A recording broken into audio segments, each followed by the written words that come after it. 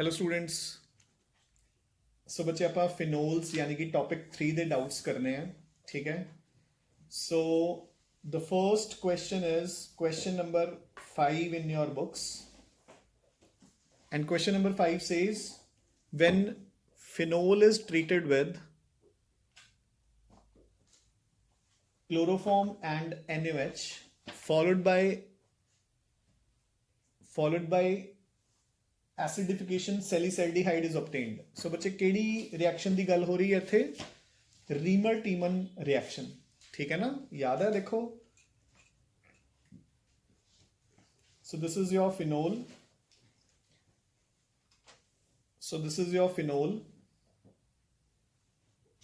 सो बच्चे phenol the which अगर तुसी ऐड करोगे chloroform in the presence of aqueous alkalis तो अपने कोल सैलिसैल्डिहाइड फॉर्म हो जाता रजे, ठीक है। And the reaction is known as Reimer Tiemann reaction, ठीक है ना।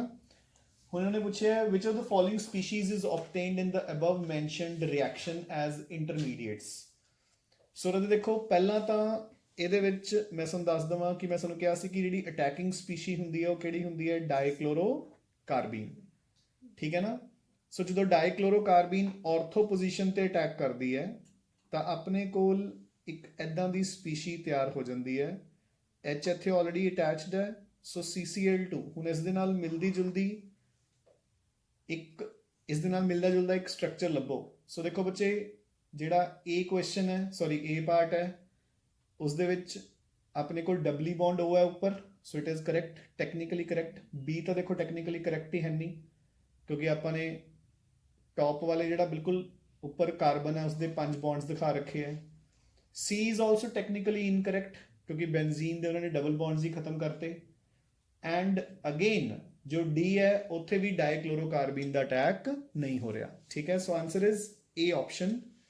सो fifth the answer is A। Clear? Done.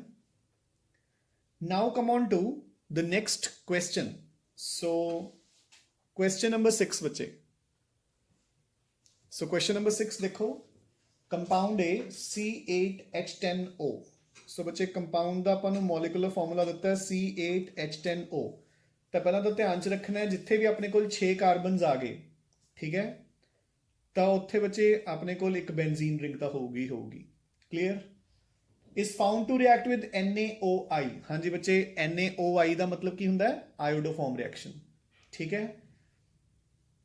And yields a yellow PPT। So yellow PPT का होंगे? आयोडोफॉर्म का, ठीक है। सो A एंड Y आर, ठीक है। देखो Y की है इत्थे इन्होंने लिखा है NaOI produced by reacting Y with NaOH। Y की है यानी कि आयोडीन I2, ठीक है। सो अपन पूछा गया A ते Y इत्थे कौन कौन है, ठीक है ना। A ते Y इत्थे कौन कौन है?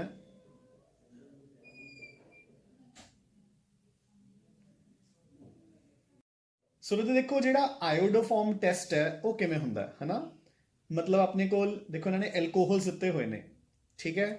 तो नैचुरल है कि आयोडोफॉर्म टेस्ट इदां दे 2 डिग्री एल्कोहल्स शो करते हैं जिन्हां कोल एक तरफ एटलीस्ट एक मिथाइल ग्रुप होना जरूरी है, ठीक है ना। तो आपां ने की कहा सी, जो आप इदां दे एल्कोहल्स नूं ट्रीट करते हैं विद हैलोजन एंड एल्कलीज, जिहड़ा आहा वाला मिथाइल है इस तो बन जाता है हेलोफॉर्म और बाकी तो बन जूगा उसका एसिड सॉल्ट। सो अपन क्लीयरली दिख रहा है इदां दी एक ऑप्शन देखो, A ऑप्शन करैक्ट है, B ऑप्शन प्राइमरी एल्कोहल है, सो नहीं है, C च भी प्राइमरी, D दे विच तां फिनोल है, सो आंसर इज A, ठीक है। सो 6 द आंसर इज बच्चे A। क्लियर? ठीक है रजे? हाँ जी। Now come on to question number 11 रजे।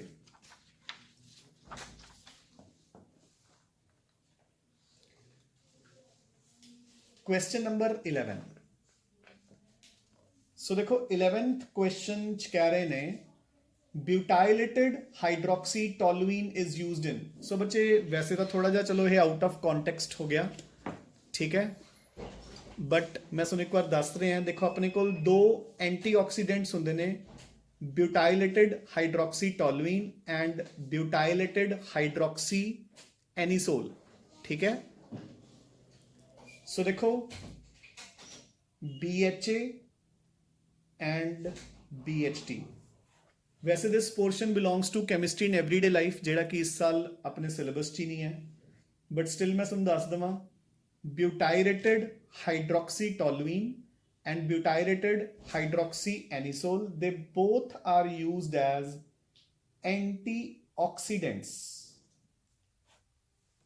ਆਪਾਂ ਦੇਖਦੇ ਹਾਂ ਨਾ ਬੱਚੇ ਜੀ, ਜਿਹੜੇ ਆਪਾਂ ਮਾਰਕੀਟ ਤੋਂ ਬਟਰ ਵਗੈਰਾ ਲੈ ਕੇ ਆਉਂਦੇ ਆ, ਜਿਵੇਂ ਹੁਣ ਆਪਾਂ ਘਰੇ ਮੱਖਣ ਵਗੈਰਾ ਕੱਢਦੇ ਆ, ਤਾਂ ਦੇਖੋ ਉਹ 2-3 ਦਿਨਾਂ ਦੇ ਵਿੱਚ ਖੱਟਾ ਹੋਣਾ ਸ਼ੁਰੂ ਹੋ ਜਾਂਦਾ, ਠੀਕ ਹੈ ਨਾ। That is due to the oxidation of the fats. ਜਦਕਿ ਜਦੋਂ ਆਪਾਂ ਉਹਦੇ ਵਿੱਚ ਜਿਹੜਾ ਆਪਾਂ ਮਾਰਕੀਟ ਤੋਂ ਵੇਰਕਾ, ਅਮੂਲ ਵਗੈਰਾ ਇਹਨਾਂ ਦੇ ਬਟਰਸ ਲੈ ਕੇ ਆਉਂਦੇ ਆ, ਉਹ ਕਿੰਨੇ ਕਿੰਨੇ ਦਿਨ ਤੱਕ ਖੱਟੇ ਨਹੀਂ ਹੁੰਦੇ, ਕਿਉਂਕਿ ਉਹਨਾਂ ਦੇ ਵਿੱਚ ਐਂਟੀਆਕਸੀਡੈਂਟਸ ਐਡ ਕੀਤੇ ਹੋਏ ਹੁੰਦੇ ਨੇ, ਠੀਕ ਹੈ ਨਾ। ਸੋ ਆਨਸਰ ਦੇਖੋ preventing the oxidative rancidity of fats, ਚਲੋ ਆਨਸਰ ਤਾਂ ਆ ਹੀ ਗਿਆ। Preserving food grains, killing bacteria, reducing stress and anxiety. So answer is 11th। So answer is बच्चे 11 the answer is A, preventing oxidative rancidity of fats, ठीक है ना। ਇੱਥੇ rancidity word ਦਾ ਮਤਲਬ ਕੀ ਹੁੰਦਾ ਹੈ ਕਿ ਜਦੋਂ fats ਦੀ oxidation ਹੋ ਜਾਂਦੀ ਹੈ, ਠੀਕ ਹੈ ਨਾ, it leads to their degradation, ਜਿਹਦੇ ਨਾਲ ਉਹਨਾਂ ਚੋਂ ਖੱਟਾ ਫਲੇਵਰ ਆਣਾ ਸਟਾਰਟ ਹੋ ਜਾਂਦਾ ਹੈ, ਠੀਕ ਹੈ। now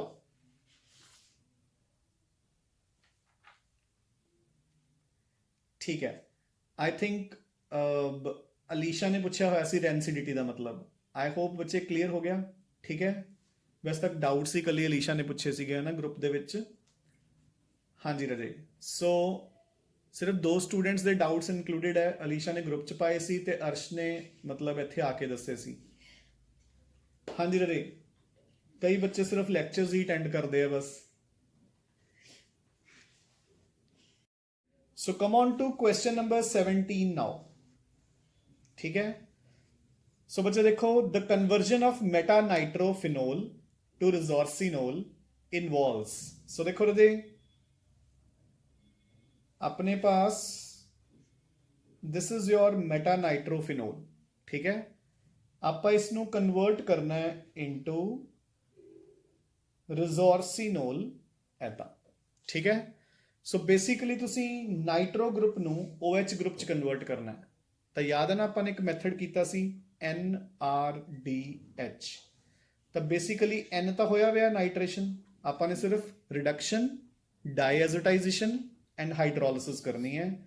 ਸੋ ਹੁਣ ਤੁਸੀਂ ਆਨਸਰ ਲੱਭ ਲਓ ਬੱਚੇ 17 ਦਾ। 17 ਦਾ answer is yes D option. So 17 is D, clear, ਠੀਕ ਹੈ, done. Now come on to the next doubt, that is question number 33 बच्चे। Which of the following reactions involves carbon-carbon bond formation, ठीक है। कित्थे अपने कोल carbon-carbon bond formation होगी? I think पहली option ही आ गई ਇਹਦੇ ਚ रीमर-टीमन reaction, क्योंकि रीमर-टीमन reaction ਚ ਆਪਾਂ क्लोरोफॉर्म ਤੇ NaOH ਪਾਉਂਦੇ ਆ, ठीक है ना, तो ਉੱਥੇ carbon-carbon bond form भी ਹੁੰਦਾ है। So 33 the answer is A, clear। ਜਿਹੜੀ next ਹੈ ਦੇਖੋ, that is hydroboration oxidation। ਉਹਦੇ ਵਿੱਚ ਕੀ ਹੁੰਦਾ ਹੈ? addition of water by anti-Markovnikov's rule। Kenny-Zaros reaction ਚ self oxidation and reduction of aldehydes and ketones। ਜਿਹੜੇ aldehydes ਜਿਨ੍ਹਾਂ ਕੋਲ alpha hydrogens ਨਹੀਂ ਹੁੰਦੇ, ਜਦੋਂ ਆਪਾਂ ਉਹਨਾਂ ਨੂੰ ਟ੍ਰੀਟ ਕਰਦੇ ਹਾਂ with concentrated alkalis, ਤਾਂ ਕੁਝ ਕੁ ਤੋਂ ਬਣ ਜਾਣਗੇ ਐਲਕੋਹਲਸ ਤੇ ਕੁਝ ਤੋਂ ਬਣ ਜਾਣਗੇ acid salts. Reaction of primary alcohols with PCC। So primary alcohol ਨੂੰ ਜਦੋਂ PCC ਨਾਲ ਰਿਐਕਟ ਕਰੋਗੇ ਤਾਂ H2 ਰਿਲੀਜ਼ ਹੋ ਕੇ ਆਪਣੇ ਕੋਲ ਐਲਡੀਹਾਈਡਸ ਬਣ ਜਾਣਗੇ। ਸੋ ਹੋਰ ਕਿਸੇ ਵੀ ਰਿਐਕਸ਼ਨ ਦੇ ਵਿੱਚ ਆਪਣੇ ਕੋਲ carbon carbon bond formation involved ਨਹੀਂ ਹੈ। So 33 will be A, clear, Reimer Tiemann reaction. Now come on to next question 34th। So 34 ਕਹਿ ਰਿਹਾ ਬੱਚੇ the ease of dehydration of the following alcohols is। ਫਿਨੋਲ ਸਭ ਤੋਂ ਘੱਟ, ਬਿਲਕੁਲ ਠੀਕ ਹੈ ਬੱਚੇ। ਬੈਂਜ਼ੀਨ ਇਜ਼ ਲੀਸਟ ਰਿਐਕਟਿਵ। ਉਸ ਤੋਂ ਬਾਅਦ ਇੱਕ ਸੈਕੰਡਰੀ ਐਲਕੋਹਲ ਦੇਖੋ।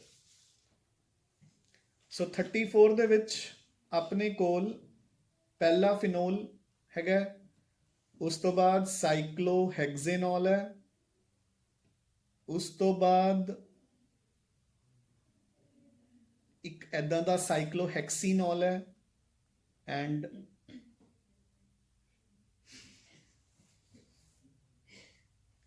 ਉਸ ਤੋਂ ਬਾਅਦ ਐਦਾਂ ਦਾ ਐਲਕੋਹਲ ਹੈ।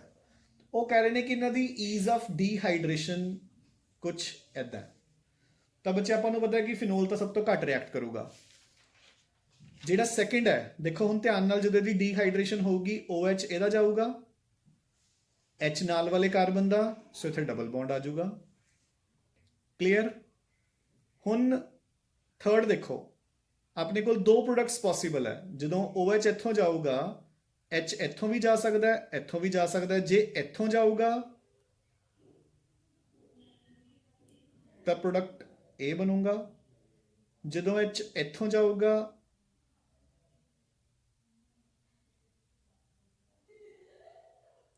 ਤਾਂ ਪ੍ਰੋਡਕਟ A ਬਣੂਗਾ। ਜਿਹੜਾ ਆਵਲਾ ਪ੍ਰੋਡਕਟ ਹੈ ਇਹ ਕੌਨਜੂਗੇਟਡ ਡਾਈਈਨ ਹੈ, ਦੇਖੋ ਡਬਲ ਸਿੰਗਲ ਡਬਲ, ਠੀਕ ਹੈ, ਜਿਹੜੀ ਕਿ ਜ਼ਿਆਦਾ ਸਟੇਬਲ ਹੁੰਦੀ ਹੈ। ਹੁਣ ਅਗਲਾ ਦੇਖੋ ਬੱਚੇ, ਜਦੋਂ ਇਹਦੀ ਡੀਹਾਈਡਰੇਸ਼ਨ ਹੋਊਗੀ ਤੇ ਇੱਥੇ ਆਪਣੇ ਕੋਲ ਕੌਨਜੂਗੇਟਡ ਡਾਈਈਨ ਹੀ ਬਣੂਗੀ। ਕਿਉਂ? OH ਇੱਥੋਂ ਜਾਊਗਾ ਤੇ H ਇੱਥੋਂ ਜਾਊਗਾ। ਸੋ ਯਾਨੀ ਕਿ this is the most stable product. ਇੱਥੇ ਦੋ ਬਣ ਰਹੇ ਨੇ, ਇੱਥੇ ਕੋਈ ਡਾਈਈਨ ਨਹੀਂ ਬਣ ਰਹੀ, ਇੱਥੇ ਲੀਸਟ ਸਟੇਬਲ। ਸੋ ਆਪਣੇ ਕੋਲ ਕਰੈਕਟ ਹੈ ਇਹ। ਸੋ ਦੇਖੋ ਹੁਣ ਰੀਜ਼ਨ ਕੀ ਦੇ ਰਹੇ ਨੇ, alcohols leading to conjugated alkenes are dehydrated to a greater extent. ਬਿਲਕੁਲ correct. So assertion is also correct, reason is also correct. So answer अपने कोल 34 ਦਾ बनदा बच्चे A. So 34 is of course A. Clear? Done. Now come on to question number 35. So 35th question ਦੇ ਵਿੱਚ ਆਪਾਂ ਨੂੰ ਕਿਹਾ ਗਿਆ ਹੈ, which of the following compounds OH is least reactive? ਸੋ ਆਪਾਂ ਨੂੰ ਪੁੱਛਿਆ ਗਿਆ ਬੱਚੇ ਕਿ ਸਭ ਤੋਂ ਘੱਟ ਰਿਐਕਟਿਵ ਕਿੱਥੇ ਹੈ। ਸੋ ਇੱਧਰ ਦੇਖੋ, ਹੁਣ ਅਗਰ ਸਾਨੂੰ ਯਾਦ ਹੋਵੇ, ਹੁਣ ਮਾੜਾ ਜਿਹਾ ਦੇਖੋ ਰਾਜੇ, ਕਈ ਵਾਰ ਨਾ ਕੋਰਿਲੇਟ ਕਰਕੇ ਚੀਜ਼ ਯਾਦ ਹੋ ਜਾਂਦੀ ਹੈ। ਦੇਖੋ ਕਿਵੇਂ, ਇਫ ਯੂ ਰਿਮੈਂਬਰ ਆਪਾਂ ਨੇ ਕਿਹਾ ਸੀਗਾ ਕਿ ਅਗਰ ਮੇਰੇ ਕੋਲ ਕਲੋਰੋਬੈਂਜ਼ੀਨ ਹੈ ਤੇ ਮੈਂ ਉਸਨੂੰ ਫਿਨੋਲ ਚ ਕਨਵਰਟ ਕਰਨਾ ਹੈ, ਤਾਂ I need to add aqueous NaOH at 623 Kelvin and 300 atmospheres of pressure. The process is called Dow's process. जिस reaction ਨੂੰ ਮੈਂ easy करना है, ਤਾਂ I need to put electron pulling groups at ortho and para positions. Ortho and para positions ਤੇ ਆਪਾਂ electron pulling groups ਲਗਾਉਂਦੇ ਹਾਂ ਰਾਜੇ, ਠੀਕ ਹੈ ਨਾ। ਦੇਖੋ ਇਦਾਂ ਦੇ, ਜਿੱਦਾਂ ਕਿ NO2, ਠੀਕ ਹੈ।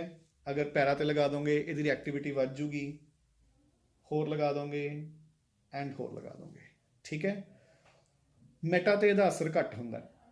ਹੁਣ ਦੇਖੋ ਬੱਚੇ, ਇਸ ਦੇ ਅਕੋਰਡਿੰਗ C ਤਾਂ ਮੋਸਟ ਰਿਐਕਟਿਵ ਹੈਗਾ ਹੀ ਹੈਗਾ। ਇੱਕ ਇੱਕ ਗਰੁੱਪ ਲਗਾਇਆ ਨਾ ਆਰਥੋ ਮੈਟਾ ਪੈਰਾ ਤੇ। ਹੁਣ ਤੁਸੀਂ ਕਹੋਗੇ ਕਿ ਆਨਸਰ ਹੋਣਾ ਚਾਹੀਦਾ C ਸਭ ਤੋਂ ਜ਼ਿਆਦਾ ਰਿਐਕਟਿਵ, A ਉਦੋਂ ਘੱਟ ਆਰਥੋ ਵਾਲਾ ਤੇ B ਸਭ ਤੋਂ ਘੱਟ ਮੈਟਾ ਵਾਲਾ। ਬਟ ਨਹੀਂ, ਮੈਂ ਤੁਹਾਨੂੰ ਫਿਨੋਲਸ ਦੇ ਵਿੱਚ ਇੱਕ ਹੋਰ ਨਾਲ ਐਕਸੈਪਸ਼ਨ ਵੀ ਦੱਸੀ ਸੀ। ਅਗਰ ਤੁਹਾਨੂੰ ਯਾਦ ਹੋਵੇ ਕਿ ਫਿਨੋਲ ਦੇ ਵਿੱਚ ਐਕਸੈਪਸ਼ਨਲ ਬਿਹੇਵੀਅਰ ਹੁੰਦਾ ਡਿਊ ਟੂ ਹਾਈਡਰੋਜਨ ਬੌਂਡਿੰਗ। ਜਿਹੜਾ ਆਪਣੇ ਕੋਲ ਆਰਥੋ ਵਾਲਾ OH ਹੈ, it will get involved in hydrogen bond formation, ਠੀਕ ਹੈ ਨਾ। So it will be least reactive. So answer of 35 question should be A answer. Clear? So 35th the answer ਬੱਚੇ A ਆਊਗਾ, ਠੀਕ ਹੈ। Now move on to the next question, question number 38, ਠੀਕ ਹੈ। So ਰਾਜੇ question number 38 now, ਆਪਾਂ ਨੂੰ reaction ਦਿੱਤੀ ਹੈ, ਚਲੋ ਇਹ ਤਾਂ ਈਜ਼ੀ ਹੈ, ਨੇਮਿੰਗ ਰਿਐਕਸ਼ਨ ਹੈ।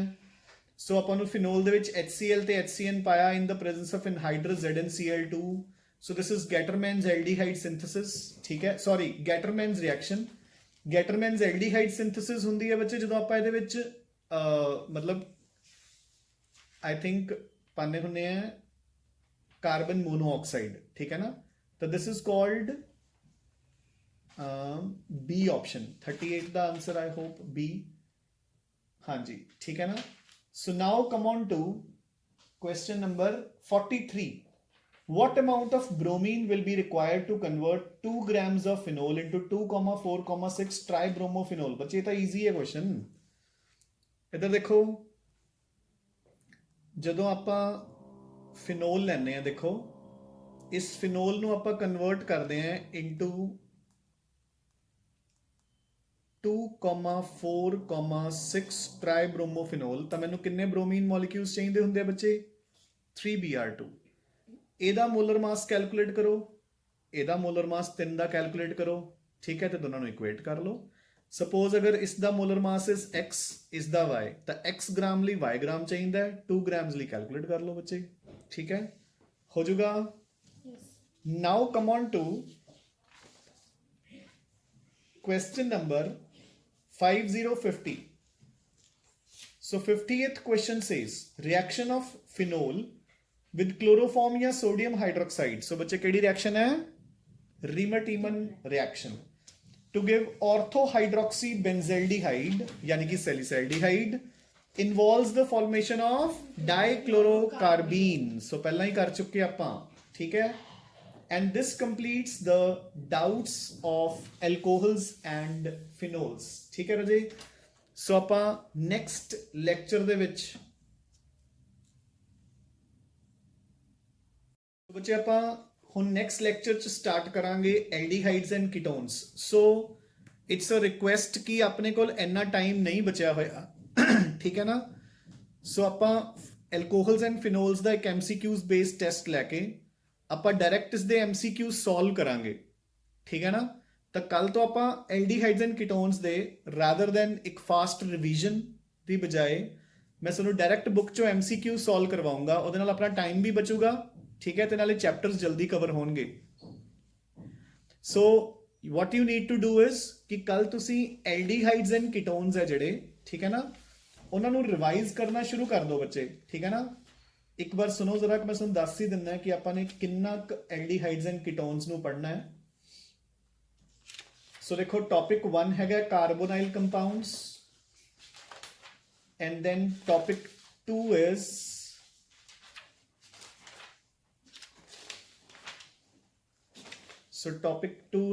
ਕਾਰਬੋਕਸਿਲਿਕ ਐਸਿਡਸ, ਠੀਕ ਹੈ ਨਾ। ਸੋ ਆਪਾਂ ਐਲਡੀਹਾਈਡਸ ਐਂਡ ਕੀਟੋਨਸ ਬੱਚੇ ਪੂਰਾ ਰਿਵਾਈਜ਼ ਕਰ ਲਓ ਫਟਾਫਟ, ਠੀਕ ਹੈ ਨਾ। ਇੱਕ ਵਾਰ ਮੋਟਾ ਮੋਟਾ ਜਿਹਾ ਜਲਦੀ ਜਲਦੀ ਰਿਵਾਈਜ਼ ਕਰ ਲਿਓ ਤਾਂ ਕਿ ਆਪਾਂ ਨੂੰ MCQs ਕਰਨ 'ਚ ਕੋਈ ਖਾਸ ਪ੍ਰੋਬਲਮ ਨਾ ਆਵੇ, ਠੀਕ ਹੈ ਨਾ। ਤਾਂ tomorrow we'll do the MCQs of aldehydes and ketones. Alcohols and phenols ਦਾ ਜਿਹੜਾ ਟੈਸਟ ਹੈ ਉਸ ਨੂੰ ਮੈਂ ਜਲਦੀ ਦੱਸ ਦੂੰਗਾ ਕਿ ਕਦੋਂ ਹੋਏਗਾ। ਥੈਂਕ ਯੂ ਬੱਚੇ।